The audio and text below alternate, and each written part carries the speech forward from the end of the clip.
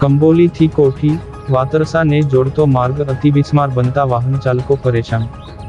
ભરૂચ તાલુકાના કંબોલીથી આમોદ તાલુકાના કોઠી વાતરસા ગામને જોડતો માર્ગ અતિ બિસ્માર બનતા વાહન ચાલકો સહિત ગ્રામજનો ભારે હાલાકી વેઠી રહ્યા છે। હાલ ચોમાસાની ઋતુ ચાલી રહી હોય ઉપરોક્ત માર્ગ પર મસમોટા ખાડા પડી ગયા છે। માર્ગ બિસ્માર બનતા માર્ગની બાજુમાં આવેલા ખેતરમાં વાહન લઈને જતા ખેડૂતો તેમજ વાહન ચાલકો પારાવાર હાલાકીનો સામનો કરી રહ્યા છે। છેલ્લા ઘણા સમયથી આ માર્ગનું સમારકામ હાથ ન ધરાયું હોવાની લોકમુખે ચર્ચાઓ થઈ રહી છે। કોઈ આકસ્મિક ઘટના બને અને 108 એમ્બ્યુલન્સની સેવાની જરૂર પડે તો આ બિસ્માર માર્ગના કારણે એમ્બ્યુલન્સ પણ સમયસર પહોંચી ન શકે એવી ખખડધજ હાલત આ માર્ગની થઈ જવા પામી છે। કોઠી વાતરસા ગામના બાળકો રોજ કંબોલી ગામની શાળામાં અભ્યાસ કરવા માટે આવે છે।